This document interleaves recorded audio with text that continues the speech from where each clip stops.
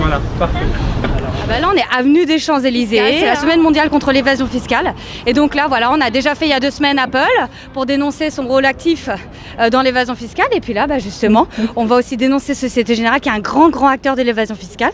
Et nous allons opacifier sa vitrine pour dénoncer son opacité fiscale. Frédéric Oudéa, en 2012, a annoncé que, devant une commission d'enquête du Sénat, la Société Générale n'a aucune activité dans les paradis fiscaux, notamment le Panama. En 2016, on découvre évidemment qu'il y a une énorme activité fiscale, mais le bureau du Sénat décide de ne pas poursuivre Frédéric Oudéa et la Société Générale pour mensonge. Alors que les détournements de fonds publics se multiplient, il y a des moyens absolument ridicules du point de vue de l'administration, de la justice et de la police pour réellement lutter contre les paradis fiscaux. La justice, on l'a vu encore plus récemment avec Christine Lagarde. Quand on est puissant, on n'est pas jugé de la même manière, donc on peut mentir et puis on n'est pas inquiété. C'est la misère pour pas mal de gens et il y en a qui se gavent sur le dos des autres, quoi. On a sur les Champs-Élysées de nombreuses enseignes multinationales qui pratiquent largement l'optimisation ou l'évasion fiscale. Zara, McDo, Société Générale, Starbucks et bien d'autres. Et donc évidemment on demande à ce que nos revendications soient entendues et qu'on aille beaucoup plus loin contre l'évasion fiscale. Cette action n'est pas la première, il y en a eu déjà à Marseille, il y en a eu autre part dans Paris, il va y en avoir encore beaucoup toute la journée. Et donc on veut vraiment mettre fin à l'opacité fiscale en dénonçant l'évasion fiscale des grandes entreprises et des particuliers qui bénéficient des services des banques. C'est pour ça.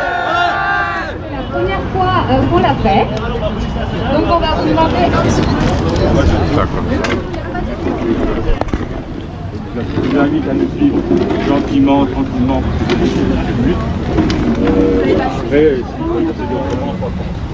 On a pris toutes les précautions possibles, c'est du blanc de Meudon, c'est juste de la craie et ça se nettoie très facilement. On ne souhaite pas dégrader les lieux, c'est juste pour symboliser l'opacité fiscale. Monsieur, c'est pas une dégradation, mais juste du blanc de Meudon, on dénonce quelque chose. Oui.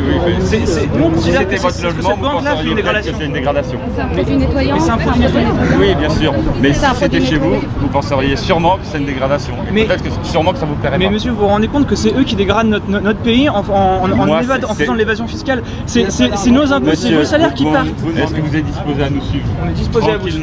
Et que ça se fasse sereinement, ce qui est dans l'intérêt de tous. Justement, comment vous voulez procéder? Écoutez, moi j'ai rien à me reprocher, donc oui. Ouais, je suis plutôt serein. De l'argent, il y en a dans les caisses du patronat. De l'argent, il y en a dans les caisses du Panama. De l'argent, il y en a dans les caisses du Panama. De l'argent, il y en a dans les caisses du Panama. De l'argent, il y en a dans les caisses du Panama. Je vous invite à me suivre.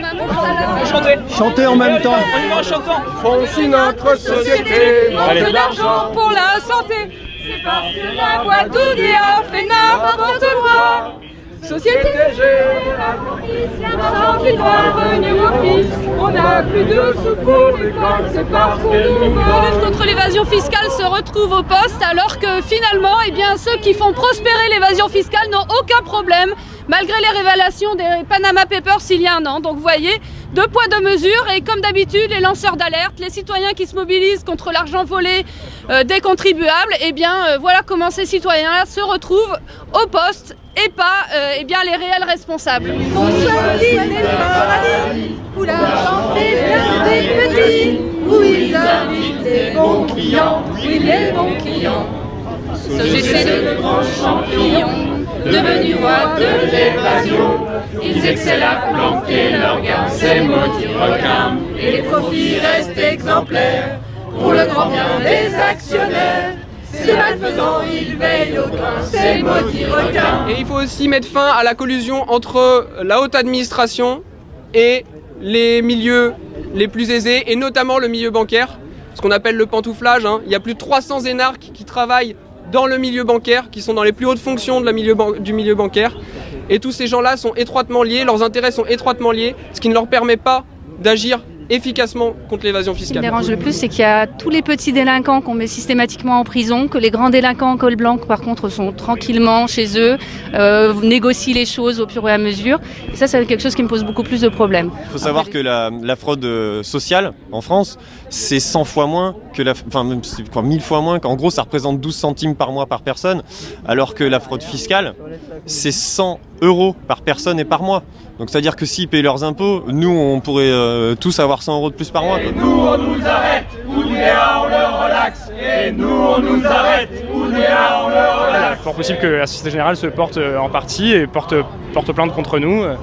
Et bon, ça prouve vraiment le deux poids deux mesures qui existe dans cette société quand même. Les militants qui viennent dénoncer symboliquement ce genre de pratiques, et ben eux, on voit qu'en 30 secondes, tous les policiers, on arrive à sortir plus de 10 véhicules, des dizaines de policiers pour nous arrêter, quoi. Alors que les militants seraient repartis dans 5 minutes. L'État ferme les yeux, tout le monde ferme les yeux, donc on a besoin, nous citoyens, d'être là. On va être de plus en plus nombreux à résister, donc on y croit. Oh, ça bouge petit à petit. Moi, je crois qu'il y a une prise de conscience. Je crois que les choses se font petit à petit et que ça va bouger. C'est l'évasion fiscale en bande organisée. C'est pas les militants qu'il faut juger. C'est l'évasion fiscale en bande organisée. C'est pas les militants.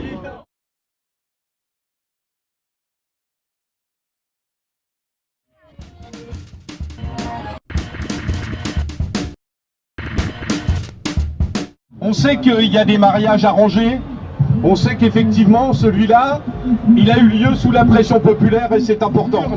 Aujourd'hui, avec cette union, vous nous donnez enfin la possibilité d'exprimer notre voix, d'avoir un autre choix que d'avoir simplement la 4e ou la 5e place. Donc bravo les mariés, continuez et vous le faites pas pour vous, mais pour les classes populaires, pour les plus pauvres de ce pays. Voilà. Que 1 plus 1 ça fait plus de 2 et qu'effectivement vous êtes les seuls dans une seule candidature à pouvoir être au second tour et à gagner. Alors on célèbre un mariage aujourd'hui, alors parlons d'amour. Et bien c'est un petit peu ce qui est en train d'arriver à Jean-Luc et à Benoît.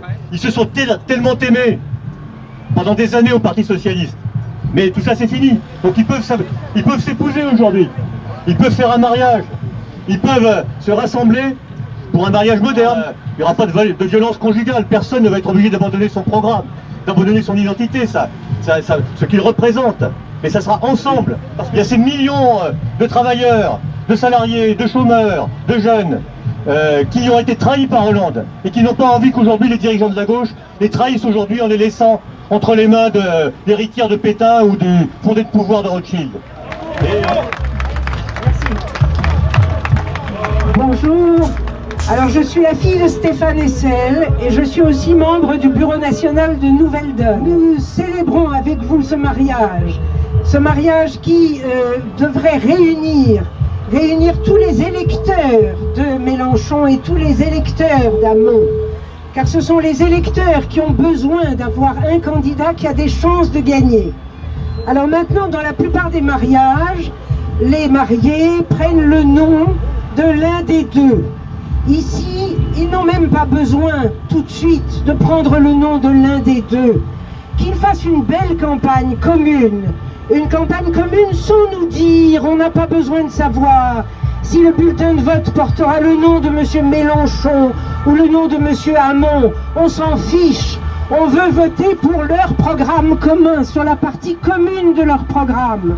Et puis, si on a la surprise au moment où on recevra les enveloppes contenant leur profession de foi commune, de s'apercevoir que c'est M. Hamchon ou M. Mélenchon ou que c'est Jean Benoît, peu importe, on s'en fiche encore une fois. Nous, ce qu'on veut, c'est gagner contre une droite terrible, contre une droite qui n'apportera que du malheur à la France. Ce n'est plus le temps de l'indignation maintenant, c'est le temps de l'engagement. Et l'engagement sur une plateforme commune. Donc allez-y, ne changez pas de nom, gardez votre double nom pour le moment, on s'en fiche, faites une belle campagne. Merci beaucoup, vraiment ce témoignage était très émouvant et je pense que les mariés méritaient vraiment que nous soyons tous comme ça autour d'eux. Qui se marient parce que sinon on va avoir soit Macron, soit Fillon, soit Le Pen et ça va être catastrophique et par ailleurs la démarche unitaire, elle est importante aussi pour après. Parce qu'on va avoir des bagarres à mener. Si on est divisé, on va en prendre plein la gueule. Qu'il fasse quelque chose qui serait bien, qu'il y ait une gauche au deuxième tour. Pour essayer de gagner, sinon ça sert à rien de se présenter à la limite, sauf peut-être pour faire passer des idées que les autres candidats n'adopteront probablement pas. Moi j'aime bien les mariages, surtout quand c'est ce genre de mariage. Si c'est l'unité pour gagner, c'est parfait. On leur explique qu'il faut s'entendre, qu'il y a 80% de leur programme. Bon, alors un petit effort, quoi. Un petit effort. J'ai bien aimé ce qu'a dit la fille ou la petite fille de SL. On s'en fout, mais qu'ils fassent une belle campagne. On verra après.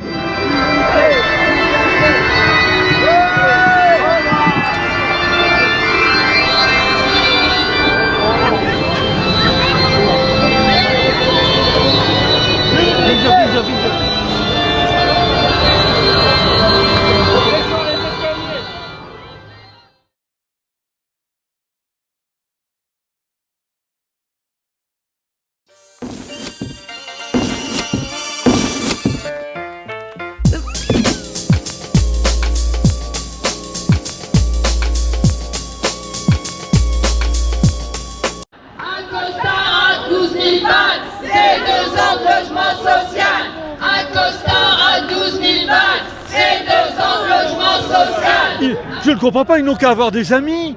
Moi j'ai des amis, la montre ce sont des amis, le costume ce sont des amis, et cet ami c'est une amie, ah c'est merveilleux. C'est mon banquier. Et là aujourd'hui c'est l'occasion de dire voilà, il y a un drame vécu par plein de gens qui ne peuvent pas se loger décemment, il y a même des millions de gens qui vivent dans des conditions exécrables. Donc après voilà, il faut discuter des solutions politiques. La réponse au logement, c'est un service public du logement, c'est le blocage des loyers, c'est la réquisition des logements vides, mais derrière surtout ce qui va compter c'est ça justement, c'est que les gens soient capables de se mobiliser. Un logement, ça se mérite, c'est pas un droit. Non, non, non aux expulsions. Oui, oui, oui au relogement.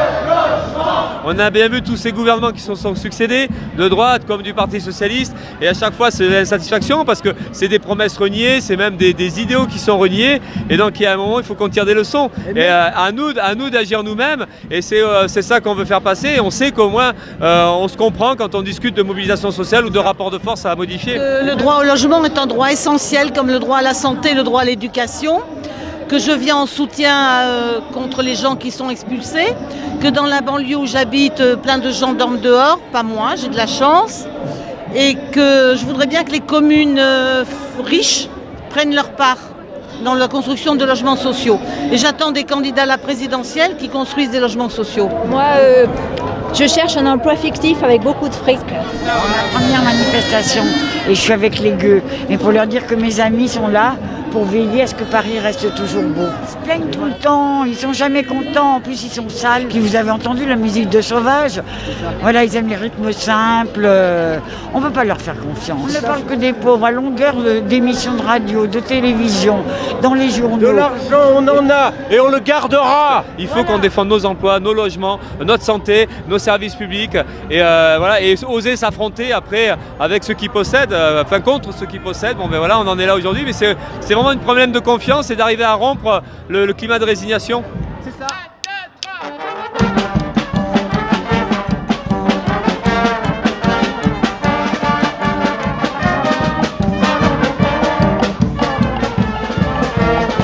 Alors, au début, le projet devait coûter 43 millions d'euros. Là, on est à 180. C'est pas ça. Ouais. Babar, combien de logements dans 50 000 mètres carrés? Oh, écoutez, 2-3. Eh ben, 2-3, 50 000 mètres carrés, tu fais au moins 500 logements. Non. Plaisantin, va. On va nous faire un ghetto de riches là, là-dedans. Hein, donc, nous, on lutte aussi contre les ghettos. Luttons contre les ghettos, mais les ghettos de riches. Les ghettos de riches, en bas, les ghettos.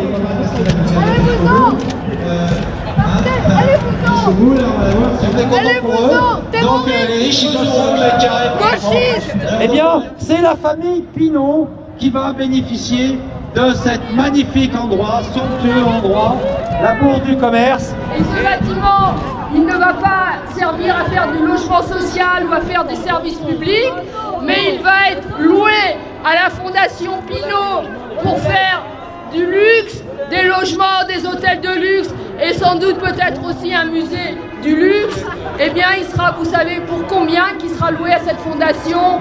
Eh bien pour 60 000 € par an, c'est-à-dire un bâtiment qui a été vendu 80 millions d'euros à la ville de Paris va être loué à ceux qui ont déjà beaucoup d'argent pour 60 000 € par an. Et il y a une politique qui est menée pour cette minorité de privilégiés à tous les niveaux. Donc ça, pour nous, c'est inacceptable. Et tous ensemble, on dit stop, assez de leurs privilèges. Ce qu'ils veulent, c'est encore gagner de l'argent, avoir du pouvoir, vendre des armes, faire travailler les enfants. Voilà, nous aidons un peu les riches aujourd'hui. Et donc, allez vous féliciter de cette merveilleuse opération. L'île de la Cité, par exemple, on va avoir l'exemple fabuleux. Le palais de justice, l'hôtel-dieu, tous les trucs et tout, ça va devenir un immense centre commercial. Locataires en colère contre les profiteurs. Après avoir fermé ces grands magasins à la Samaritaine, on va remercier évidemment Monsieur Arnaud de nous avoir fait cet hôtel pour loger les pauvres riches du monde entier qui n'arrivent pas à se loger. Merci Madame Hidalgo, merci la mairie de Paris. Et donc nous voilà maintenant sur le Pont Neuf. On veut des HLM, pas des hôtels. On veut des HLM, pas des hôtels. Et alors, je voulais vous signaler que le Pont Neuf est à nous. Alors faites attention de ne pas l'abîmer et allez-vous-en le plus vite possible. Aujourd'hui, on nous raconte qu'il n'y a plus d'argent dans les caisses de l'État pour le logement, pour la santé, pour l'éducation, et pour la solidarité internationale. Nous disons c'est faux. C'est faux parce que l'argent il existe, sauf qu'aujourd'hui il est confisqué, il est détourné par l'évasion fiscale et aussi par tous les cadeaux qu'on appelle souvent les niches fiscales, dont la plus importante est le CICE. 100 000 logements vacants, les chiffres que je vous donne, c'est les chiffres de l'INSEE, de l'enquête nationale logement. C'est sur INSEE.fr, vous les retrouverez. 100 000 logements vacants, 110 000 résidences secondaires, ça fait 210 000 logements pas ou très peu ou très mal utilisés. C'est l'équivalent de le 19e et le 20e arrondissement, ou le 18e et le 20e, deux grands arrondissements de Paris avec personne. Bonjour monsieur et dames. En fait, moi j'étais logée dans le 11e pendant 10 ans dans l'hôtel, avec 8 enfants. Grâce à l'hôtel, aujourd'hui je suis bien logée, un F6.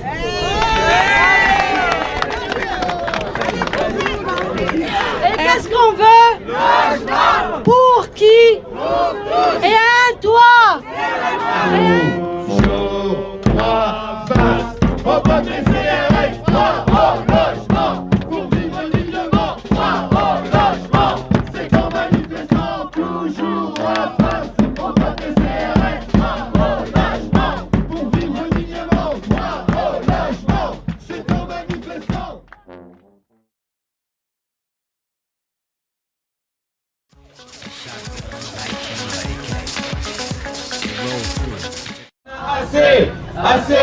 Assez de ces entreprises qui fraudent le fisc français pour ne pas nous payer. Il y en a assez de ces entreprises qui fraudent le fisc français pour ne pas nous payer. Il y en a marre de McDonald's, il y en a marre de sa politique qui vise à conduire les salariés comme des esclaves. 8 € de l'heure, inadmissible. Il y en a assez alors que leurs profits, eux, arrivent à esquiver de payer les impôts dessus en ayant un siège au Luxembourg. C'est pour dénoncer l'évasion fiscale et la corruption. Il y a 24% de leur chiffre d'affaires qui va dans les paradis fiscaux, grosso modo. Non, mais je me gonfle quand je ramasse l'argent des restaurants et ensuite je me dégonfle quand j'arrive dans les paradis fiscaux. Nous fabriquons les tout derniers burgers de chez McDonald's.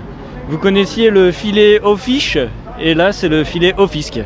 D'accord. Il y a des milliards d'euros depuis des années où McDo ne paye pas ses impôts en France, des milliards d'euros qui filent au Luxembourg, dans les paradis fiscaux, au lieu de rentrer dans les caisses de l'État. Jean-Claude Juncker, ancien Premier ministre du Luxembourg, qui est un des paradis fiscaux européens, et actuellement président de la Commission européenne, a déclaré, alors je n'ai pas les mots exacts parce que a déclaré la lutte contre l'évasion fiscale et l'optimisation fiscale est une priorité. Ça, je trouve ça génial. Oui, voilà. Comme ceux qui jusqu'à présent dirigent l'État sont carrément comme cul et chemise avec ceux qui font l'évasion fiscale, avec les grosses multinationales, c'est eux qui les représentent. Toi, tu prends par exemple la taxe sur les transactions financières qu'Attac propose depuis des années. Quel est le pays qui est le plus contre cette taxe ? C'est la France, alors qu'on avait un gouvernement soi-disant de gauche. Hollande a quand même démarré son mandat en disant mon premier ennemi c'est la finance. Enfin, mon ennemi, c'est la finance. Une des premières choses qu'il faut faire, c'est qu'au niveau de l'Europe, le Parlement européen et l'Europe dans son ensemble prennent des décisions très claires pour que les informations fiscales qui peuvent concerner tous les États soient obligatoirement données par les multinationales. Et il est temps qu'on leur dise stop. Vous mangez bien. En gros, McDo a mis en place un système de redevance, c'est-à-dire que chaque restaurant doit payer un loyer et une redevance au titre de la propriété intellectuelle à une filiale luxembourgeoise. Et c'est comme ça, et tout ça représente environ 25% du chiffre d'affaires des McDo, et c'est en gros 25% de bénéfices qui auraient dû rester en France et faire l'objet d'impôts. Les salariés sont payés au SMIC, 9,76 € de l'heure, ils n'ont ni prime pour le travail en soirée, ni pour le week-end, et ils n'ont pas de 13e mois, ils n'ont pas de prime de participation, voilà, c'est le SMIC sec pour les salariés, et pourtant McDo se fait récompenser par 50 millions d'euros de CICE. Donc, si on récupérait les 60 à 80 milliards d'euros qui s'évadent de la fiscalité française tous les ans, on aurait déjà de quoi faire énormément de choses. Remettre des gens dans les hôpitaux, remettre des gens dans l'éducation, enfin bref. C'est ce que j'étais en train d'expliquer à la police, là, voilà, qui s'en va, qui ont essayé de nous déloger. Je leur dis, voilà, ce sont des gens qui font un maximum de profit et ils ne payent pratiquement pas d'impôts. 1,4%, c'est un taux qui ferait rêver toutes les entreprises honnêtes. Et donc, c'est à cause de ces gens-là qu'on ne peut pas augmenter le salaire de la police, par exemple. Et ils ont reconnu que j'avais complètement raison. Nous affirmons que le gouvernement français et les autres gouvernements européens doivent exiger que McDo paye ses impôts là où il vend ses burgers. J'en ai marre que ce soit toujours les mêmes qui payent les impôts et que les grandes sociétés n'en payent pas.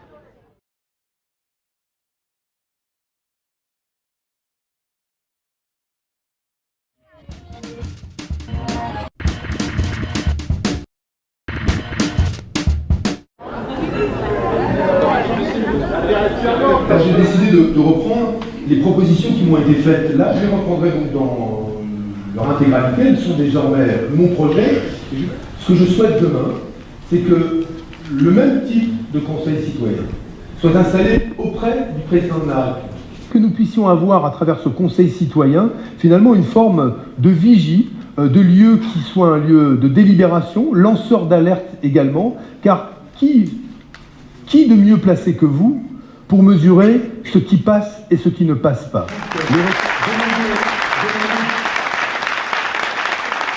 Il y a au moins 42 candidats pour aller à l'Élysée faire le premier conseil citoyen. Une proposition qui a aussi fait beaucoup discuter, d'un 49.3 citoyen.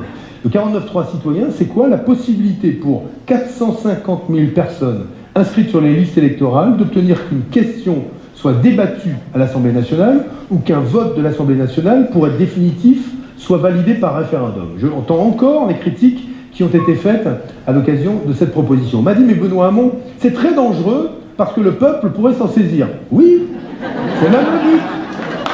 C'est même le but. C'est pour ça que le peuple était favorable à la PMA et pour les couples de lesbiennes qui n'a pas été mise en œuvre. Je vais même vous dire, c'est pour ça que moi je pense que le mariage homosexuel et l'adoption pour les couples homosexuels auraient été adoptés bien avant si on avait laissé les Français parler. Je ne propose pas à ceux qui m'entourent d'être mes disciples ou mes apôtres. Je n'ai pas 42 disciples derrière moi ou 42 apôtres, et comment les départager d'ailleurs. Non, je revendique aujourd'hui l'intelligence collective, c'est-à-dire l'intelligence citoyenne. Comment ne pas voir que la Ve République est une république immature, qui, parce qu'elle confie trop de pouvoir à une seule personne, se trompe et donc doit donc changer. Et c'est la raison pour laquelle ce que nous fabriquons ensemble, ce que nous avons fabriqué et nous continuerons à fabriquer, montre le chemin.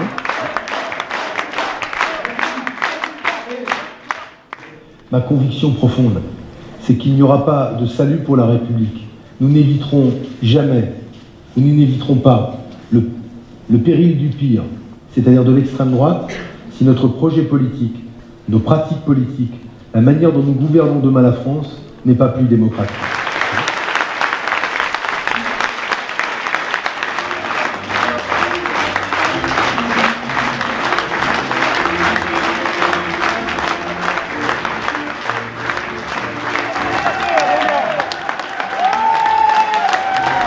Tu peux me dire, toi, comment ça s'est passé, le travail du Conseil citoyen là, pendant... C'était pas facile, je vais pas vous mentir, c'était laborieux, mais c'était vraiment super enrichissant parce que c'est des personnes de toute origine, de tout âge. C'était compliqué sur les questions de logement, c'était compliqué sur les questions de santé, d'éducation. On n'est pas forcément tous légitimes et on n'a pas d'expérience tous dans ces milieux-là. Lequel des dispositions était la plus importante pour toi? Toutes sont importantes. L'abrogation du délit de solidarité. Hein.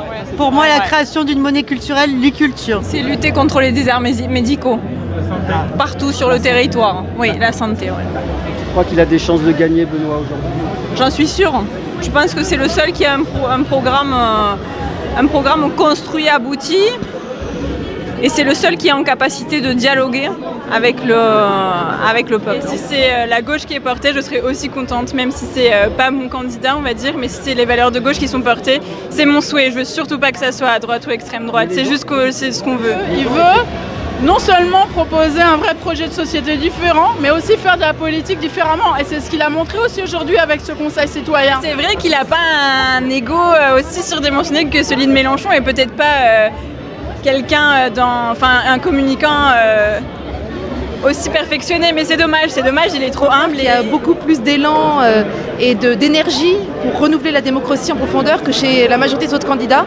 Et c'est un discours qu'on n'aurait jamais entendu à gauche et au Parti Socialiste il y a 10 ans, donc on est vraiment ravis de cette évolution. Cette communication autour de la gauche, les vraies valeurs de solidarité, d'humanité sont peut-être pas assez portées, mais c'est vrai qu'il est discret, il est humble et oui, des fois ça peut lui faire défaut. C'est sa nature, il fait de la politique autrement et beaucoup d'entre nous, c'est ce qu'on aime nous.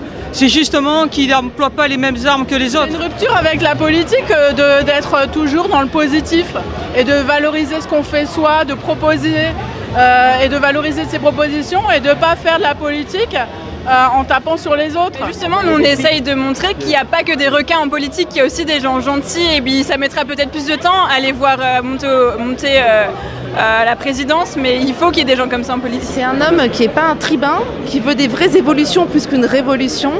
Et il met en pratique ce qu'il annonce, c'est-à-dire l'homme providentiel ne changera pas la société. Ce qui la changera, c'est l'intelligence collective et l'intelligence citoyenne. Donc je lui fais confiance pour ça.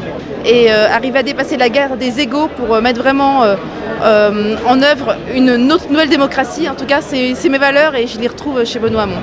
Les gens lui reconnaissent une vraie sincérité. Et je pense qu'il y a quand même un besoin de sincérité en politique. Et que peut-être qu'au bout du bout, c'est ça qui va payer. C'est dur de passer ce stade de l'apparence et de ne pas être dans ces guerres des égos. Mais bon, il faut aussi que nous, on arrive à décoloniser nos esprits et à penser autrement. Ça mettra peut-être plusieurs élections, mais on y arrivera. Bruno, pourquoi tu soutiens Benoît? Parce que c'est le plus cohérent à mes yeux. Moi, j'ai toujours voté socialo, donc je reste fidèle. Hamon, c'est vrai, la vraie gauche. La vraie gauche.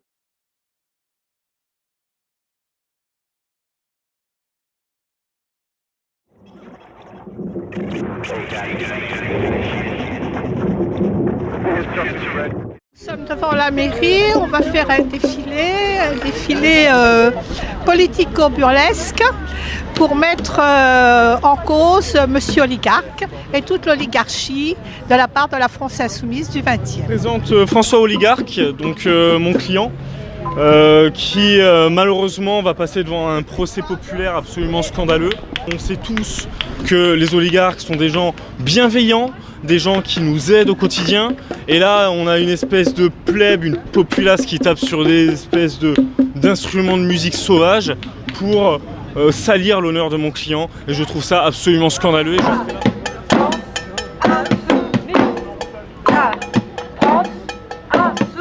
Moi je m'appelle Emmanuel Fillon, je suis le témoin de la défense de monsieur Oligarque et je suis un fervent partisan de monsieur Oligarque qui m'a fait profiter de ses nombreux réseaux d'affaires à la seule condition de ne jamais défendre les intérêts du peuple. On est là pour se battre contre l'oligarchie. Et puis on espère passer au second tour. Enfin, je soutenais le Parti Socialiste avant, mais la politique d'Hollande m'a fortement déplu. Et je pense que Hamon il n'est pas assez fort aujourd'hui pour battre les grands patrons Trump, Poutine, etc. Et je pense que Mélenchon a beaucoup plus les épaules. Mais oui, au niveau du programme, ils sont très proches, ça c'est sûr. Et c'est dommage qu'il n'y ait pas eu un ralliement d'ailleurs. C'est vrai qu'Hamon, il ne partage pas forcément toute la question de la 6ème République. Et Mélenchon, le revenu universel non plus. Mais ils auraient pu trouver une entente et pouvoir prendre un peu des deux idées qui sont de gauche, de la vraie gauche, ce qu'on a besoin dans notre pays en ce moment. Parce que la dynamique, elle est quand même du côté de la France insoumise. Du côté de Macron aussi, c'est-à-dire ceux qui sont passés en dehors du champ politique organisé par les partis, si j'ose dire. Et bon, les hamonistes, ils n'ont pas le moral en ce moment. Voilà. Et toi, je peux te demander, ton candidat, c'est qui alors? Ah bah c'est Mélenchon, hein. Ah bah ouais. Hein. Et pourquoi c'est Mélenchon? T'as l'air de être super enthousiaste. Parce que c'est le plus précis dans ce qu'il veut, dans son programme, c'est le plus droit, c'est le plus honnête et c'est le plus convaincant. JLM 2017 JLM 2017 JLM 2017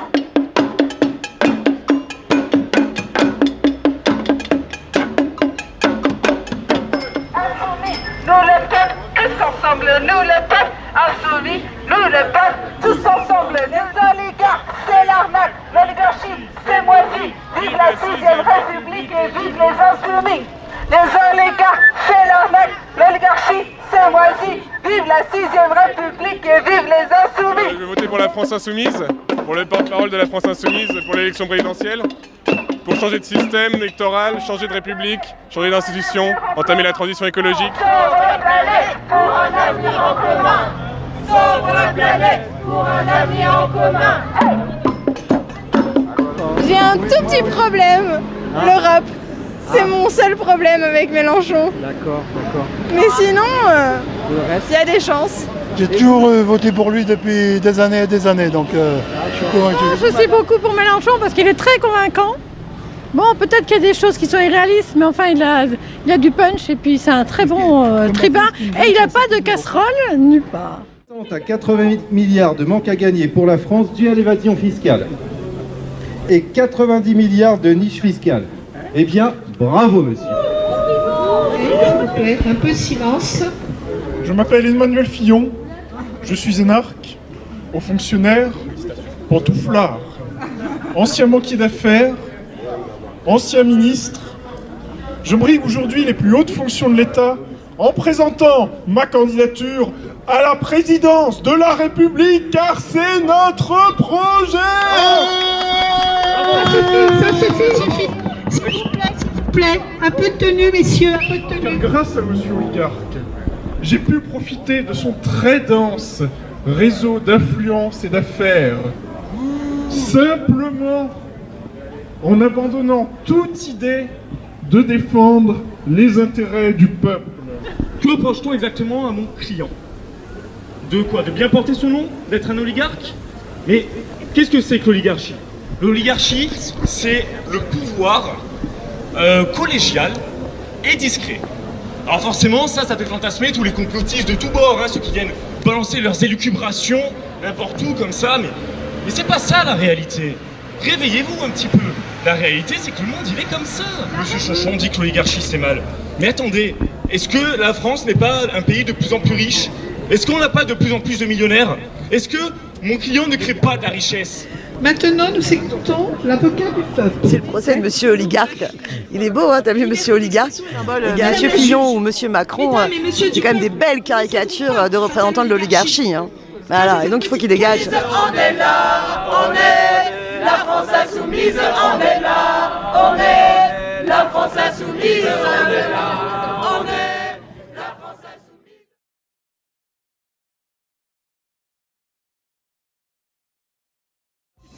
Fermez ma gueule, ma gueule, ma gueule, ma gueule, ma gueule, ma gueule, ma gueule. Il faut déménager parce que les flics nous... C'est n'importe quoi. Madame Fillon a dit elle-même qu'elle ne travaillait pas pour son mari. Après, oui, tout le monde l'a vu travailler. Enfin bon, on est dans la fille qui rembourse son mariage. Fillon est un homme efficace, c'est tout ce qui compte. Son programme est très bien. Je m'en fous qu'il ait les mains pas très propres. Ce qu'il faut, c'est qu'il ait des mains. Il faut arrêter d'imaginer que tous les autres sont vertueux et qu'il n'y en a que deux qui sont coupables. C'est la chasse aux sorcières pour des conneries et pendant ce temps-là, on ne s'occupe pas des vrais problèmes. Les partisans, eux, c'est mais tout le monde fait pareil, donc pourquoi ils ne feraient pas pareil? Enfin, je veux dire, on est dans le degré zéro de la moralité politique. Vous êtes fait agresser, vous, madame, depuis tout à l'heure avec votre panneau? Oui, beaucoup. Et un peu physiquement. D'ailleurs, des gens ont osé me toucher, le cas échéant me pousser. Ce qui me scandalise parce que mon message est tout à fait pacifique, il est de nature politique, donc l'agression est déplacée. Nous, on est venus sans violence, mais avec fermeté, dire ce qu'on avait à dire.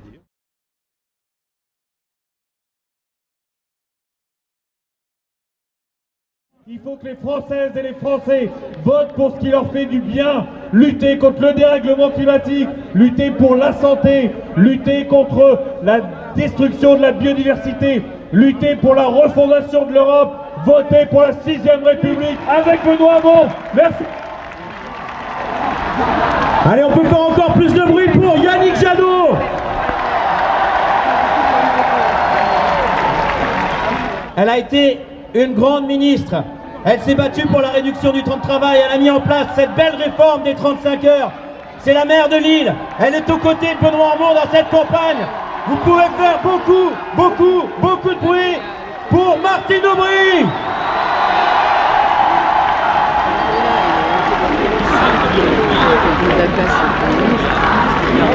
Voilà, bonjour à tous si nombreux.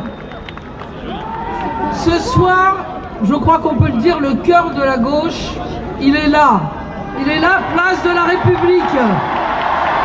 Notre gauche, celle qui est là ce soir, place de la République, c'est une gauche qui n'a jamais oublié ses valeurs, qui a exercé son pouvoir et qui a acquis de grandes conquêtes. Étaient-ils socialistes ceux qui n'ont pas respecté les primaires et la démocratie?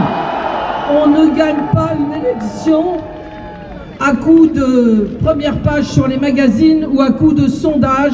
On le gagne à partir des idées, du projet et des valeurs. Et là, écoutez-moi bien, parce que je pense que beaucoup de Français qui hésitent aujourd'hui doivent comprendre ce qu'il en est dans ce lavage de cerveau. On nous explique que quand on est de gauche, on n'aurait aujourd'hui que deux solutions. Voter pour Mélenchon. Pour Mélenchon, inutile de siffler, parlons valeurs, parlons projet, parlons idées. Mélenchon n'a pas un projet qui a vocation à être réalisé. Ses promesses, nous le savons, sont intenables. Et puis la sortie de l'Europe, c'est une folie, je l'ai dit et je le redis ici. Un seul message, pas de lavage de cerveau, oubliez les sondages. Oubliez les injonctions au soi-disant vote utile. Le soi-disant vote utile. Au premier tour, on vote pour ses idées, nos idées.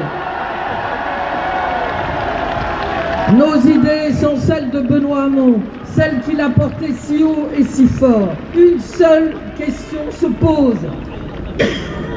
Lorsqu'on est devant l'urne, quel projet pour la France ? Pour moi, pour mes enfants, pour ceux qui vont venir demain. C'est la seule question que doivent se poser les Français, qu'ils laissent de côté les intox et qu'ils votent pour leurs idées, pour leurs valeurs. La France a besoin de solidarité, la France a besoin de force, la France a besoin de Benoît Hamon comme président de la République.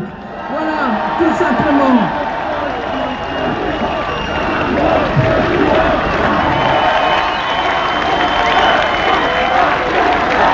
Allez, on peut applaudir encore plus fort Martine Aubry. Mais je voulais d'abord accueillir sur cette scène, et vous pouvez les applaudir, un certain nombre de grands élus qui sont engagés dans cette campagne. Ils sont nombreux et ils seront autour de Benoît dans quelques instants quand il fera son entrée sur scène. Tapez dans les mains, vous pouvez agiter les drapeaux, ouvrir des pancartes. Il sera avec nous dans quelques instants. Est-ce que vous êtes prêts à accueillir notre candidat?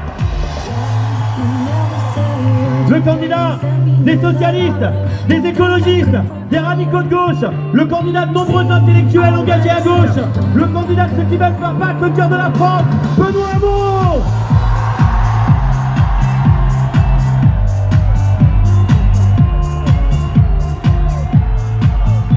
Merci. Merci. Merci à vous tous. Chers amis, je vais vous dire aujourd'hui quelque chose d'assez politiquement incorrect. Une chose qui n'est pas dans l'air vicié de ces temps mauvais. Une chose qui ne plaira ni aux nostalgiques, ni aux racistes, ni aux déclinistes qui polluent notre démocratie. J'aime ce que vous êtes. J'aime le peuple que nous sommes. Oui, j'aime le magnifique visage de la République. J'aime la mosaïque sublime de vos dizaines de milliers de visages, 20 000 ce soir, qui davantage que le mien seul, davantage que celui de n'importe quel homme prétendu providentiel, et peut-être même davantage que celui de Marianne qui nous contemple ce soir, vous représentez l'avenir de la République. Et je veux le dire avec un peu de gravité, sont-ils morts pour rien, ceux qui, tout près d'ici, furent dans les rues si proches, tués parce qu'ils aimaient rire, danser, rêver, vivre, tout simplement être français ensemble. Il est où? Il est où ce jour d'après que nous nous étions promis ici même de faire advenir un matin de janvier 2015 et qui n'est jamais venu? Il est où ce jour d'après? Car aujourd'hui, la République a des ennemis encore plus nombreux, toujours plus redoutables. Et moi, je veux les nommer. Je veux les nommer parce que je refuse que s'insinue dans la tête de nos enfants un poison. Le poison du nationalisme, le poison de l'intégrisme, de la haine de l'autre. Je refuse comme vous de baisser la tête. Et d'abord de baisser la tête face à l'extrême droite, parce qu'elle n'a jamais été aussi proche de diriger ce pays. L'extrême droite dont les idées tuent, et qui forme un couple infernal avec l'intégrisme religieux, avec le terrorisme islamiste d'ailleurs, regardons-les, ils détestent les uns et les autres autant Charlie, la jeunesse métissée du Bataclan et des terrasses où l'on ne regardait pas la couleur de l'autre pour savourer le bonheur. Ils détestent encore la presse libre, ils détestent le débat démocratique, ils détestent les droits des femmes, ils détestent la laïcité, ils détestent les libertés. Moi je refuse de détourner le regard face à eux. Je veux les regarder en face pour les combattre, ne rien prendre de ce qu'ils disent, pour faire petit commerce à mon tour de ces mauvaises idées, de ces mauvaises pensées, ne pas vouloir justement être indulgent à l'égard de ceux qui veulent fermer les frontières, à l'égard des migrants, qui pensent que les réfugiés seront toujours mieux chez eux que chez nous. Je veux les regarder en face, au nom de ce que je porte, au nom de la République, au nom de la République. À 4 jours du premier tour de l'élection présidentielle, c'est mon devoir politique et moral de dire une vérité donc bien plus difficile à entendre. La pire ennemie de la République, c'est parfois, c'est même toujours, l'apathie des citoyens eux-mêmes. Alors, voilà mon appel ce jour, qui n'est ni celui d'un César, ni celui d'un tribun, mais celui simplement d'un des vôtres, d'un citoyen comme vous, insatisfait du temps et du monde dans lesquels je vis et nous vivons, Voilà mon appel et notre appel de la République. Citoyennes, citoyens, puisque vos dirigeants ne sont pas à la hauteur, soyez vous-même à la hauteur. Citoyennes, citoyens, réveillez-vous, parce que vous seuls pouvez éviter un cauchemar pour la France. Je veux parler au cœur et à la tête de chaque citoyen. C'est exigeant. C'est plus difficile que d'agiter les passions, d'attiser les tensions, de flatter les mauvais penchants ou d'encourager l'outrance et la violence, de chercher systématiquement le choc, le clash, le buzz. Je revendique, je vous le dis, je revendique cette méthode, je l'assume, j'y suis et j'y serai fidèle. Vous êtes des citoyens et je vous le dis aussi, ne les laissez plus vous traiter comme une foule, simplement une foule, qu'on exalte, qu'on excite, en proposant une messe pour faire oublier que sorti de l'église, le peuple pourrait devoir affronter la fin de l'Europe et des espoirs de paix que nous avions placés en elle. Vous êtes des citoyens, alors ne les laissez plus vous parler comme à des clients, comme à des parts de marché, comme à des consommateurs. Comme à des consommateurs qu'on séduit comme une publicité à la télévision.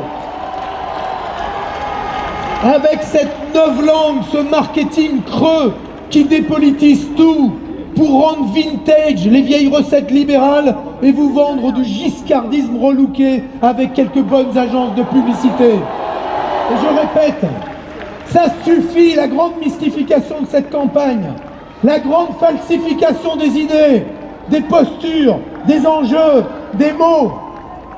Je respecte, je le répète, les citoyennes et les citoyens. Éclairés, je parle à votre raison. Je respecte tous les points de vue, je les respecte.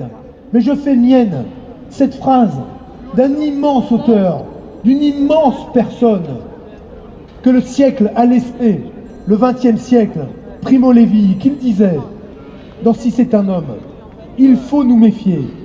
Il faut nous méfier de ceux qui cherchent à nous convaincre par d'autres voies que par la raison. Autrement dit, il faut nous méfier des chefs charismatiques. Et il rajoutait, puisqu'il est difficile de distinguer les vrais prophètes des faux prophètes, méfions-nous de tous les prophètes. Alors mes chers amis, voulons-nous le 7 mai au soir, découvrir que nous avons un nouveau président ou une nouvelle présidente fascinée par Poutine, fascinée par un homme complice du bourreau Assad, complice de Kadyrov qui déporte les homosexuels? Voulons-nous cela? Voulons-nous le 7 mai au soir être la risée de tout le monde entier, avec un président investi au concert des casseroles? Voulons-nous le 7 mai au soir voir la France renoncer à l'Europe face à l'instabilité de Trump comme la férocité d'Erdogan? Soit en fait s'aligner 50 plus sur Madame Merkel et Monsieur Schauble, qui ont choisi leur candidat auquel ils ont mis le tampon de la droite allemande, bon pour l'austérité, ou alors choisir la stratégie qui consiste à dire je claque la porte de l'euro et de l'Union européenne et je rejoins, je le dis parce que ce n'est pas sérieux, même si je respecte nos camarades d'Amérique latine, je rejoins l'Alliance bolivarienne et le Sucre, ça n'est pas sérieux, soyons bien clairs, moi je sais où est mon camp, je sais où est ma famille, et je ne vous appelle pas à un vote utile. Au nom de quoi d'ailleurs? Au nom de quoi? Je déteste cette expression, parce qu'en démocratie, par principe, chaque voix, chaque vote est utile à exprimer le vœu et le désir d'un citoyen. Je vous demande de me rejoindre, de constituer ce mouvement, non par fidélité à ma personne, cela importe peu objectivement. Je vous le demande encore moins par fidélité à un parti, parce que je sais que vous vous êtes souvent sentis trahis ces dernières années, et croyez-moi, je sais de quoi je vous parle. Dans cette campagne, je le disais, j'ai défendu mon éthique. J'ai remis la gauche sur son axe historique, le chemin de la justice sociale et du progrès. J'ai tenu bon. J'ai tenu bon pour imposer la conversion écologique à ma famille politique. À vous de décider si le réchauffement climatique, les énergies nouvelles, les millions d'emplois verts qui en découleront sont une priorité essentielle pour la génération qui vient, ou s'il faut lui léguer un monde en voie d'autodestruction. À vous de décider cela.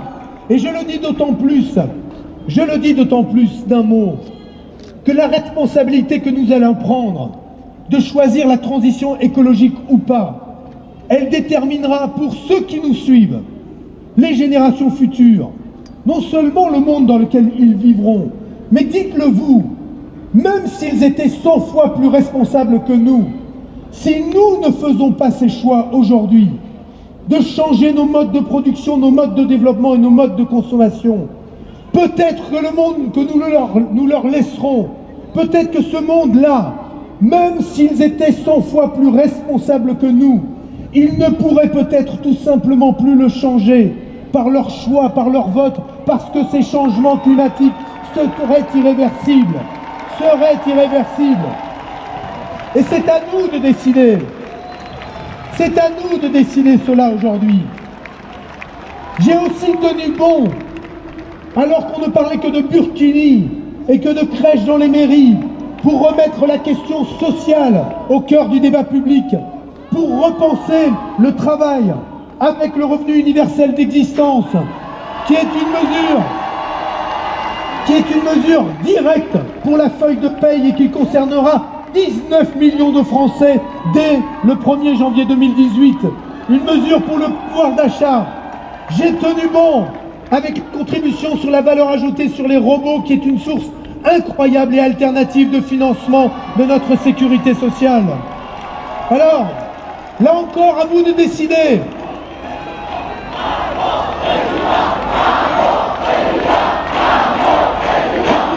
Encore pour remettre l'école, l'éducation, la recherche, la culture au centre du projet de la gauche et de la France. Et je le redis, j'ai tenu bon aussi contre les discriminations avec les récépissés de contrôle d'identité. J'ai tenu bon pour la sécurité dans nos quartiers avec la police de proximité, comme avec la fin des trafics grâce à la légalisation encadrée du cannabis. J'ai tenu bon pour une laïcité de paix civile qui sera inscrite à nos frontons contre tous les intégrismes. J'ai tenu bon pour réaliser partout, tout le temps, la parité et l'égalité totale entre les femmes et les hommes. Je tiendrai bon sur le droit de vote des étrangers que je soumettrai à référendum dès le deuxième tour des élections législatives. Dès juin 2017, j'ai tenu bon et je tiendrai bon sur l'accueil des réfugiés, car c'est le devoir historique de l'Europe. J'ai tenu bon aussi, je vous le dis, je tiendrai bon parce que cette affaire est importante pour l'Europe, pour une grande Europe fédérale, écologique, démocratique, sociale, pour laquelle je propose pas seulement de mettre haut la barre des menaces, parce que ça on peut tous le faire, menacer, mais proposer des solutions comme l'Assemblée démocratique de la zone euro, pour laquelle avec mon ami Thomas Piketty nous avons travaillé, fait le tour des pays européens, proposer cela comme une solution démocratique pour mettre demain en minorité l'austérité. J'ai tenu bon et je continuerai à tenir bon dans le sillage du travail remarquable d'un lanceur d'alerte comme Antoine Deltour pour traquer la fraude fiscale, et je veux le dire à ces lanceurs d'alerte, la France redeviendra le refuge pour tous ces hommes et ces femmes qui prennent des risques, ont du courage. Et je le dis ici, à Edward Snowden que oui, si je suis président de la République, la France lui accordera l'asile auquel il a le droit. Et enfin, j'ai tenu, je tiens, et je tiendrai bon face aux lobbies qui menacent notre santé démocratique. Face aux lobbies qui menacent notre santé tout court d'ailleurs. Je tiendrai bon. Alors maintenant, c'est à vous de décider, à vous de choisir. Non pas un nom sur un bulletin dimanche, mais quelle société vous voulez, quel peuple vous voulez être, quelle France vous voulez pour le 21e siècle, quel avenir pour vos enfants. Et je vous appelle à prendre vos responsabilités de citoyens parce que la décision, elle vous appartient et à vous seul. Parce que moi, je ne fais pas de plan de carrière avec la vie des Français. Ils ne veulent, eux, gagner que vos suffrages, je veux gagner votre respect. Ils ne veulent compter que vos voix, moi je veux les porter et les entendre dans cette élection. Mon choix, c'est nous. Mon choix, ce n'est pas de jouer les De Gaulle au petit pied. Mon choix, c'est de comprendre et d'affirmer que le monde a changé depuis 1958. De comprendre et d'affirmer que la République n'a pas besoin d'un énième sauveur, mais de la multitude foisonnante, bigarrée, invincible des citoyens français. Je n'aime pas le pouvoir pour le pouvoir. J'aime encore moins le pouvoir de l'argent. J'aime la gauche, celle de ceux qui nous ont précédés, de toutes les cultures, elles ne sont pas que socialistes. J'aime la gauche des écologistes, j'aime la gauche des socialistes, j'aime la gauche des communistes, j'aime la gauche en mouvement, j'aime la gauche qui veut exercer le pouvoir, j'aime la gauche qui proteste, j'aime la gauche de Mitterrand, mais celle de Rocard aussi, j'aime la gauche de mon ami Henri Manueli, j'aime la gauche de Syriza, j'aime aussi la gauche de Podemos, j'aime la gauche de Bernie Sanders, j'aime celle-là, cette gauche-là. J'aime la gauche de la social-démocratie européenne du SPD quand il se lève contre l'austérité de Madame Merkel. Mais j'aime aussi la gauche parce qu'elle est féministe. Et on a besoin du féminisme aujourd'hui. Moi, je suis féministe et je l'affirme. Je puise aussi mon internationalisme autant chez Salvador Allende que dans les révolutions arabes. Je veux dire, notre plus grande richesse, c'est vous. Votre plus grande richesse, c'est vous. C'est vous. C'est vous. Et ce n'est pas. Je me battrai pour la jeune mère de famille comme pour le retraité, pour tous ceux qui ont peur dès le début du mois. Je me battrai pour que l'étudiant passe plus de temps à étudier qu'à payer ses études. Je me battrai pour que Camille, Mamadou, Leïla, David, Gabriel, Bilal, soient enfin égaux devant l'école, devant l'emploi, devant le logement égaux, parce que seuls comptent leur énergie et leur talent, parce que je veux qu'ils vivent ensemble heureux, pour que plus personne dans ce pays, plus personne n'ait à subir l'affront inacceptable dans la République française d'être jugé par ce qu'il ou elle est, pour que plus personne n'ait plus jamais à baisser la tête à raison de ce qu'il est. Voilà, je me bats pour la République et que rien ne m'arrêtera, rien ne nous arrêtera. Vive la France, vive la République.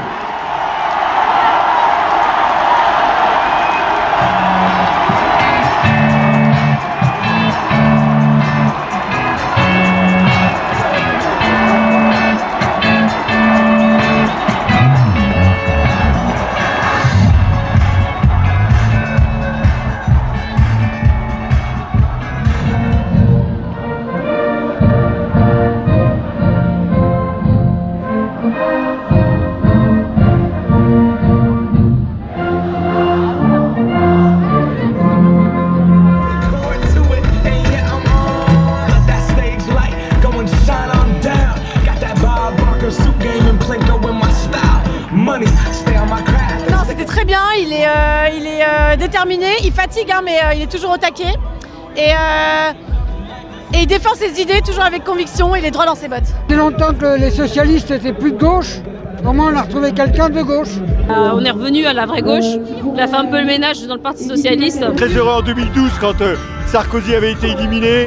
J'y ai cru et non, j'ai passé 50 déceptions terribles. On nous a saigné, pendant 5 ans on nous a saigné, j'espère que ça va se terminer. Je trouve ça vachement bien, j'ai vachement aimé le fait qu'ils disent qu'il fallait voter pour ses idées et pas seulement pour lui.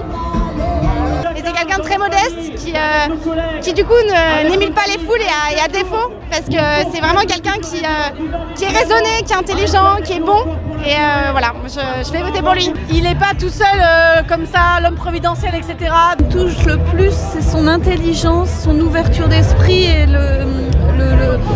sa volonté de réduire les inégalités et de donner aux plus pauvres et que chacun puisse s'épanouir et il propose un futur désirable. Ce qui me plaît le plus dans son problème, je pense que c'est vraiment tout ce qui est en rapport avec la culture et aussi l'ouverture au monde et aux gens et le fait qu'il ne fasse pas de différence entre lui, elle ou moi. Et voilà. Surtout ce que j'aime beaucoup chez lui, c'est l'endroit où il a envie de travailler, de changer la société, pas dans une relation brutale, dans une relation douce, intelligente. De manière complètement beaucoup plus horizontale, beaucoup plus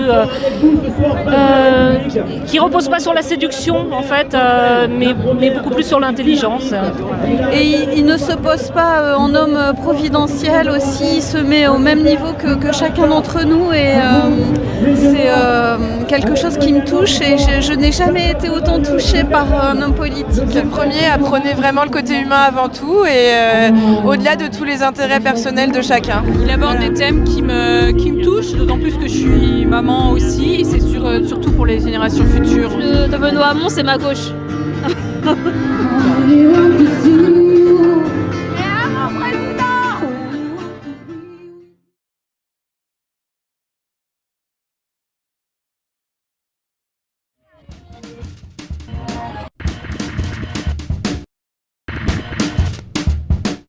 Par rapport au fait qu'on cherche à condamner ce qui s'est passé en Tchétchénie.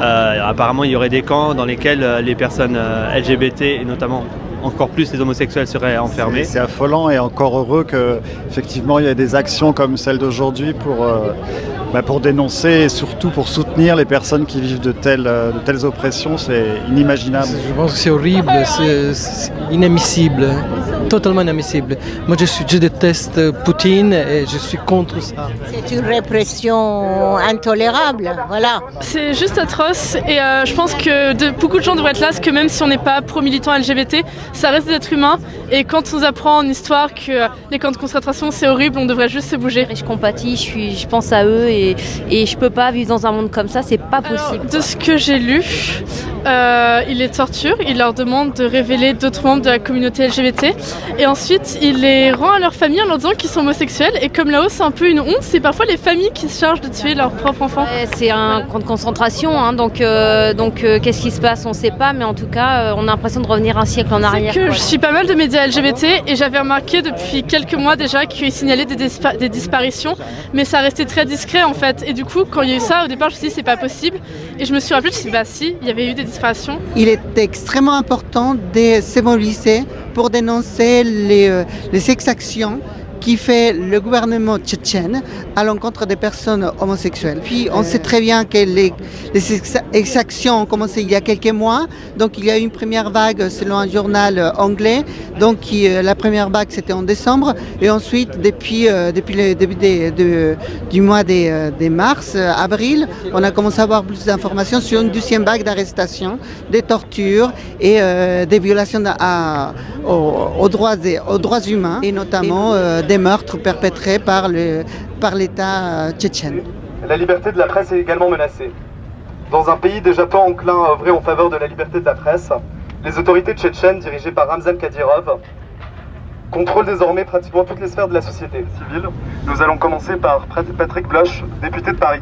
Et nous sommes rassemblés ce soir à l'initiative du MAG LGBT et de nombre d'associations qui se battent pour l'égalité des droits en France et à travers le monde, pour dire notre colère, pour dire notre indignation, pour dire notre condamnation.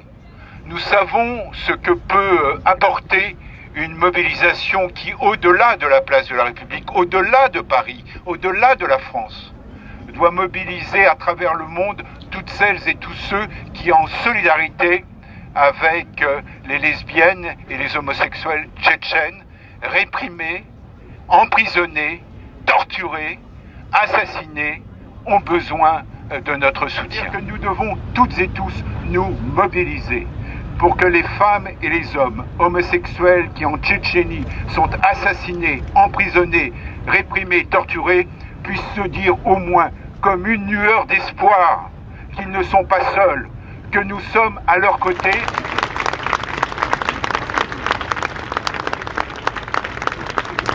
Donc maintenant nous allons donner la parole à Esther Benbassa, sénatrice Europe Écolo Les Verts et universitaire. Bonjour à toutes et à tous. Comme vous le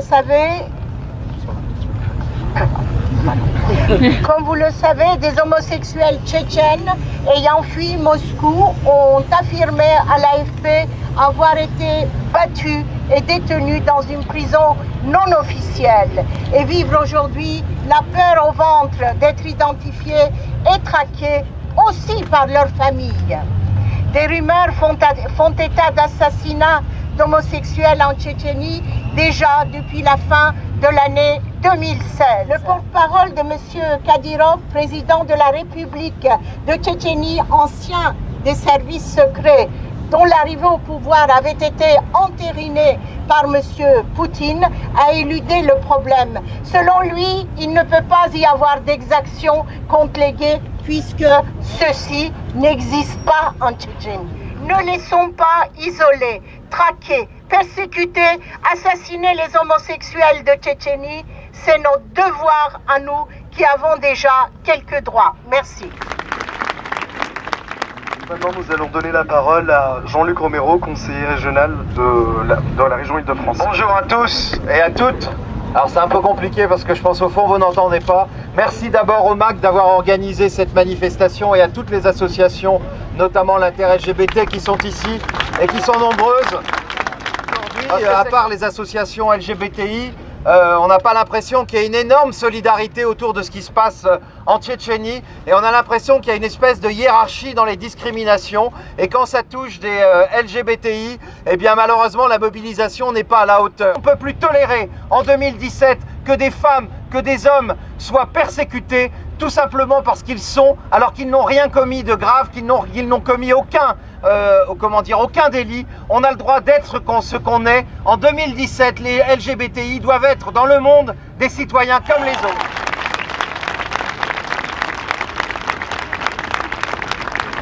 Maintenant, nous allons donner la parole à Katia Petekevich, qui représente Russie Liberté, une association qui est basée ici en France et qui va aussi nous lire un mot du réseau LGBT russe, qui est une ONG russe. En gros, la vie de la communauté LGBT en Russie ne cesse de se dégrader ces dernières années.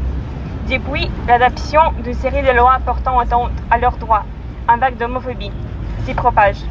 Nous souhaiterons rappeler au pouvoir russe qu'il est de son devoir de protéger ses citoyens contre toute forme de discrimination. Et nous demandons à la France de faire pression sur la Russie pour que la dignité de chaque citoyen y soit respectée. Donc, merci à vous.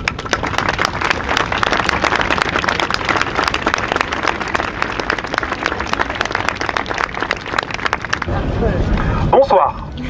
Le 3 avril, à l'appel du moufti de la grande mosquée de Grozny, 15 000 personnes se seraient réunies dans la capitale tchétchène pour dénoncer une nouvelle fois et les homosexuels et les journalistes ayant eu le courage de révéler ces persécutions.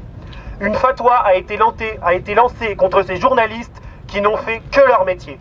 Nous promettons que les véritables instigateurs seront pourchassés, où qu'ils soient et qui qu'ils soient, sans prescription et sans limite.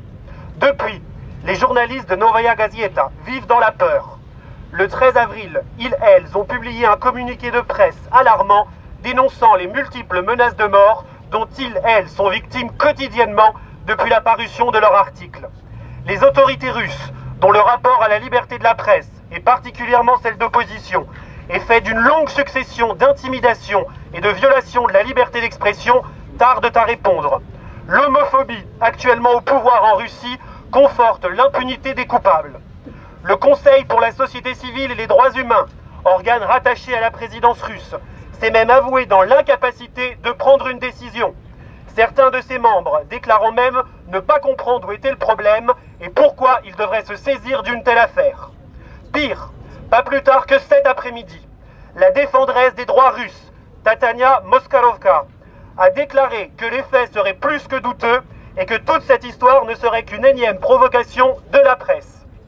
Certaines ambassades occidentales ont pris la mesure de la gravité de ces attaques systémiques et planifiées par le gouvernement tchétchène.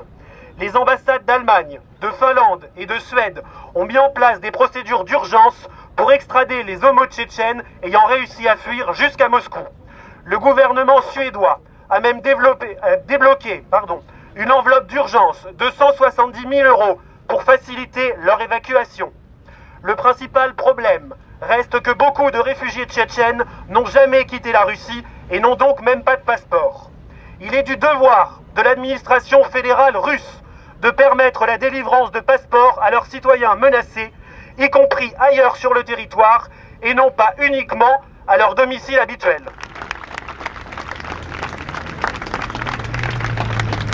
On va vous demander juste de faire quelque chose. On a tous des téléphones, si vous pouvez vous mettre en live sur Facebook pour se séparer de la barrière de la langue.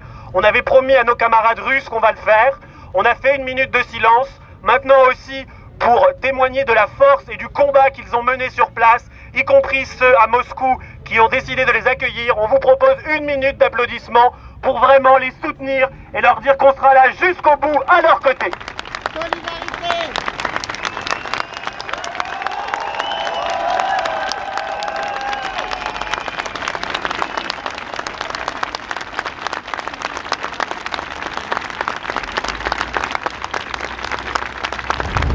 Merci énormément, merci d'être venu.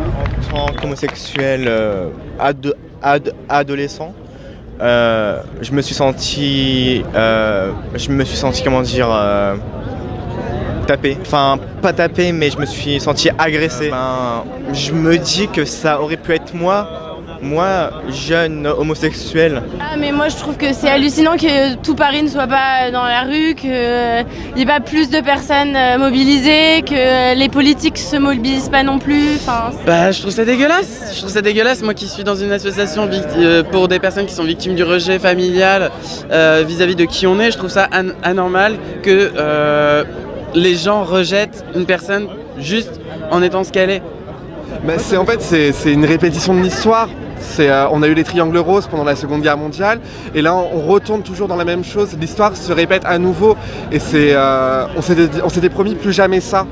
Et c'est à nouveau en train de se passer, à nouveau une nouvelle fois. Et croire que l'égalité LGBT existe et elle n'existe pas. On est encore victime même en France de discrimination homophobe, lesbophobe, transphobe. Et moi, pour être en tant que personne transgenre, j'ai vachement peur dans la rue de me faire agresser. Il y a des agressions partout, on en entend souvent. Moi, ça me fait peur. Enfin, le monde à l'heure actuelle, entre Trump, Poutine et là les présidentielles qui arrivent, j'ai peur pour ma sécurité, j'ai peur pour mon avenir en France. On est des humains comme les autres, donc quelle que soit la religion, quels que soient nos amours, nous sommes des humains et on ne devrait pas avoir à subir ces choses-là. J'ai pas spécialement les mots pour décrire ce que je ressens, c'est un mélange d'émotions et de sentiments très confus et c'est triste, c'est terriblement triste.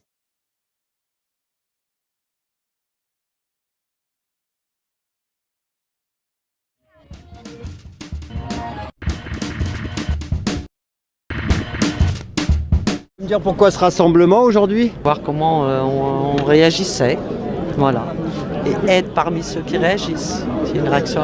Ne pas manquer la rue dans une soirée comme ça, au lieu d'être là à attendre des résultats. Pour témoigner de ma méfiance radicale à l'égard de ces élections et de cette démocratie. À vrai dire, on va avoir des scénarios qui sont, pour une raison ou pour une autre, des formes différentes et complémentaires du pire. Je suis un peu sonnée, même pas surprise, mais sonnée quand même. Enfin, j'ai peur pour la suite, quoi. Voilà. Ni Macron, ni Le Pen. Ni Macron, ni Le Pen. Après, moi, ce que je crains, c'est qu'on se retrouve dans des scénarios à la 2002. C'est-à-dire que là j'ai entendu qu'il y en a qui appelaient à voter Macron. C'est important d'être là, effectivement, pour montrer qu'il y a des gens qui continuent de s'opposer au Front National, même si l'opinion publique a tendance à s'y accoutumer, et que voilà, il faut pas se leurrer. Macron ou Le Pen sont les deux versants d'une même pièce, et que le libéralisme prôné par Macron, c'est la cause que récolte le Front National avec la paupérisation de toute une partie de la population. Et là, je vois qu'effectivement, la police est absolument terrifiée par le moindre mouvement, le moindre regroupement de gens, même s'ils sont pacifiques. Alors je me dis que le jour où on sera armé, on verra bien ce qui se passera. Il y a très peu de monde, il y a beaucoup plus de flics que de manifestants. Il faut bien voir qu'aujourd'hui, ce soir, c'est une réaction spontanée de gens qui sont juste descendus dans la rue, et qu'il y a 2 semaines qui vont venir après. Et moi, j'attends de voir le 1er mai, par exemple, qui va tourner entre les 2 tours, qui, je pense, va être un meilleur thermomètre de la vraie mobilisation anti-FN. Donc, faire des cortèges, des manifs sauvages, être présent, troubler l'ordre. C'est inquiétant parce que on en est à être pas nombreux alors que les conséquences sont radicales, on va dire. Il faut se préparer peut-être à des situations et des nécessités de la lutte plus dures que dans le passé. Surtout la gauche est morte un peu, quoi. On sait pas, voilà. Donc c'est un peu la déprime. Non, moi je fais barrage au capitalisme. Je fais barrage au libéralisme. Et de fait, je voterai blanc, très clairement. Attention, ils sont pressés là.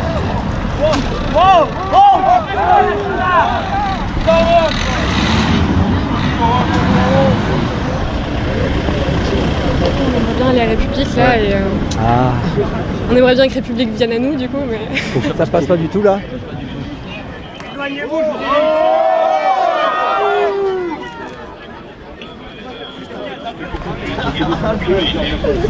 on va vous laisser sortir, mais petit à petit. Mais on peut dormir là. Ouais, on peut dormir là.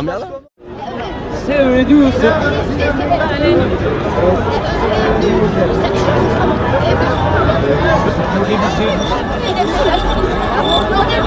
Je suis du Liban et j'avais une haute idée de la France. Et plus ça va, j'ai vécu au Brésil, j'ai vécu partout. En Afrique noire, je suis née en Guinée. Et j'avais une haute idée du peuple français de la France.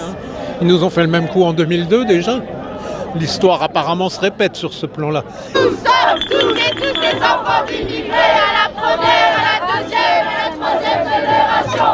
Entre la peste et la choléra, mais pourquoi on nous laisse ce choix-là? Je pense que tous ces salopards qui nous disent qu'il faut voter Macron pour sauver la démocratie, c'est eux qui ont amené Le Pen par leur politique. Nous sommes tous des enfants d'immigrés à la première, à la deuxième, à la troisième génération. C'est un choc pour toute la jeunesse de France et pour toute la France de manière générale. Nous, ce qu'on appelle, c'est à faire blocage au FN avec les urnes, à travers les urnes, et donc de fait à tout faire pour que jamais une femme comme ça puisse arriver au pouvoir en France. À mort, le Front National, haine comme facho, haine comme nazi. À mort, le Front National, et tous nos cartes électorales, et tous nos cartes électorales, antifascisme, anticapitalisme, antifascisme, anticapitalisme.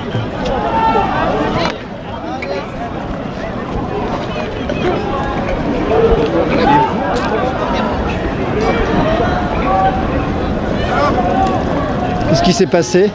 Je sais pas du tout. Ils ont gazé? Ouais, ils ont gazé.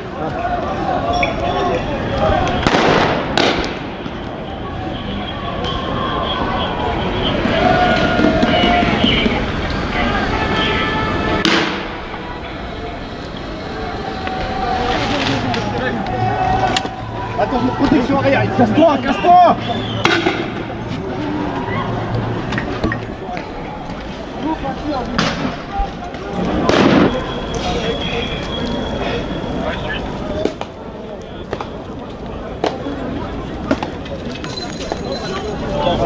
Ah non, là-bas.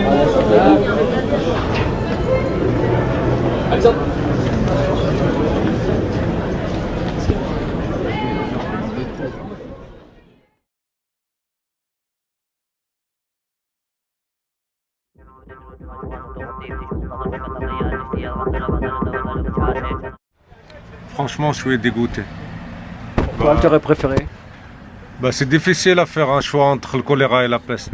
Écoutez, un peu de déception forcément, je pense que c'est un peu le cas de tout le monde. Je pense que j'aurais préféré un Mélenchon-Macron pour que je ferais certainement barrage pour des questions éthiques et dans le pire, il faut choisir le meilleur.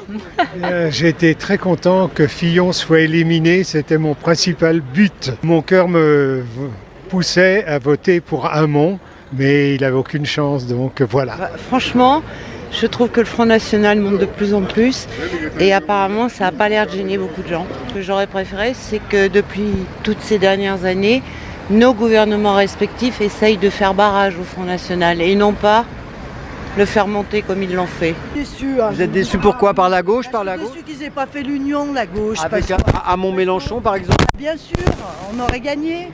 Voilà. Non, je suis pas satisfait. Vous auriez préféré quoi vous alors? En deuxième tour, Poutou-Artaud. Oui.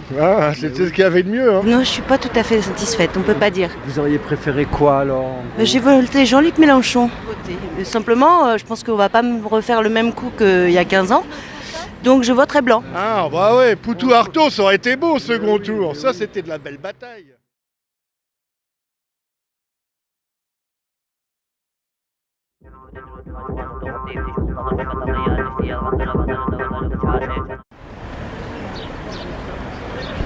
Je vote pas, je suis anarchiste. D'accord.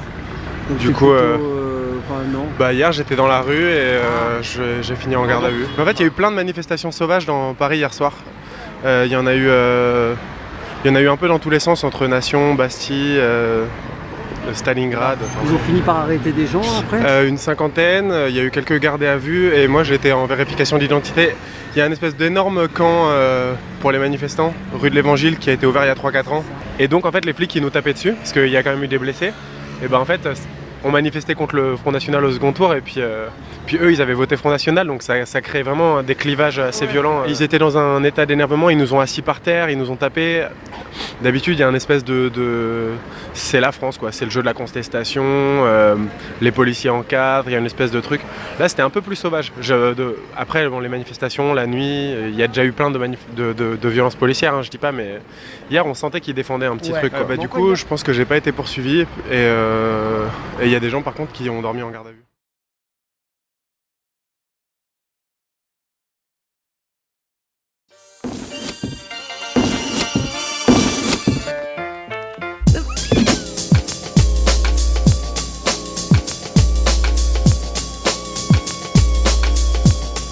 L'avenir de la France aujourd'hui, c'est les jeunes qui s'expriment et qui sont là. Je suis pour Macron ni pour Le Pen, évidemment.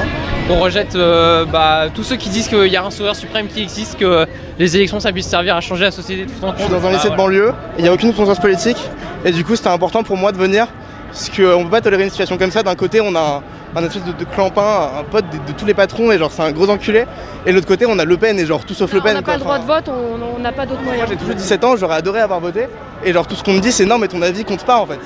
Tu t'attendais à une telle répression toi? Un peu ouais. D'accord, c'est quoi?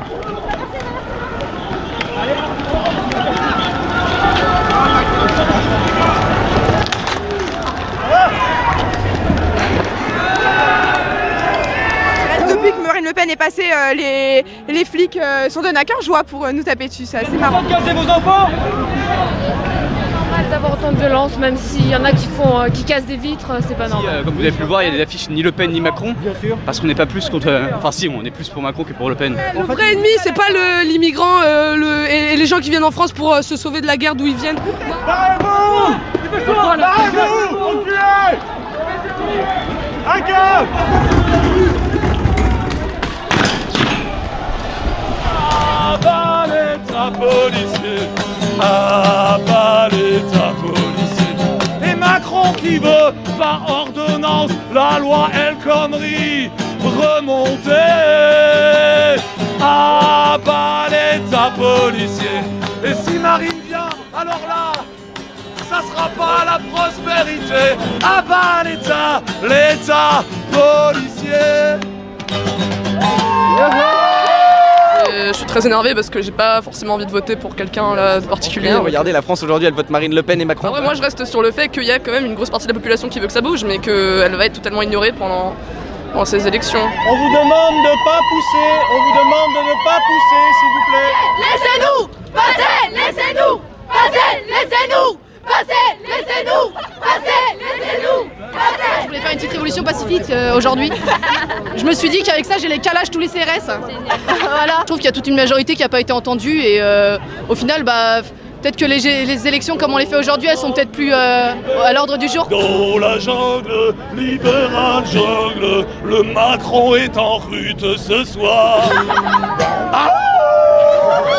Allez ensemble. Oh Wimbawe, Wimbawe, Wimbawe, Wimbawe, Wimbawe, Wimbawe, Wimbawe. Moi, j'appelle pas à l'abstention au vote blanc ou à Emmanuel Macron, j'appelle à chacun juste à réfléchir, même si ce raisonnement mène au final à voter Emmanuel Macron parce que l'extrême droite c'est pire, ok. Si on doit parler de la position de Mélenchon, juste ce qu'il a dit c'était qu'il ferait un vote sur la plateforme de son truc. Mais moi je suis content, personnellement moi j'ai voté Mélenchon au premier tour, je suis content qu'il m'ait pas donné de consigne de vote, je suis assez grand pour choisir. Je suis contre Marine Le Pen et je suis contre la politique de Macron, mais je pense que s'abstenir ce serait mauvais. Et j'ai toujours soutenu beaucoup Mélenchon dans sa campagne parce que j'aimais bien beaucoup de ses idées, pas toutes mais beaucoup. Mais c'est vrai que sur ce coup, il m'a déçu parce que Mélenchon, ça représente presque 20% des Français.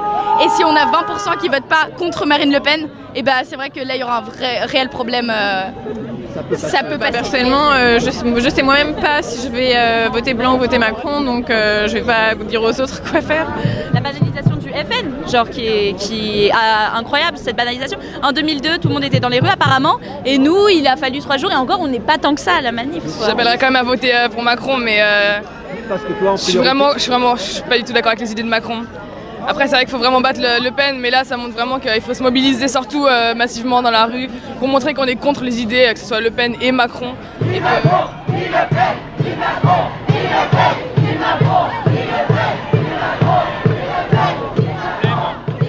J'ai pas de problème avec ceux qui veulent faire barrage. Moi par contre personnellement, à titre personnel, c'est une réflexion plus philosophique sur la nature même en fait du scrutin, moi qui me fait que je ne vais pas aller voter. Si tout le monde se dit ça, en fait, il va pas passer, ça va être Le Pen qui va passer, donc c'est la merde.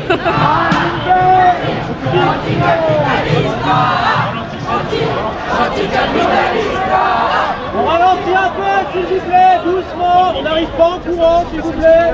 La jeunesse envers le Front National. La jeunesse envers le Front National. Personne n'a envie d'avoir Le Pen, mais qu'on n'a pas envie non plus d'avoir Macron. Alors moi, je vais pas voter parce que j'ai même pas encore 16 ans, mais je pense que si je devais voter, je serais dans un grand dilemme. Parce que je comprends très bien la réaction des gens qui votent contre Le Pen, mais en même temps, j'ai pas envie de donner ma voix à Macron. Donc est-ce que là il faut voter blanc ? Je comprends l'abstention. Je comprends l'abstention parce que je trouve qu'il y a des valeurs morales et que certaines personnes ont des valeurs très morales et peuvent pas voter pour Macron et je comprends totalement. J'appelle pas à voter Macron mais voter blanc en même temps ça veut dire qu'on laisse quand même beaucoup de chance à Marine et c'est pas possible. Dans tous les cas, il va falloir qu'on sorte dans la rue si c'est Le Pen ou si c'est Macron. Voilà, si c'est Le Pen ce sera pire mais voilà, on se révoltera. Dans tous les cas, je pense que le FN il passera en 2022 s'il passe pas maintenant. Donc voilà.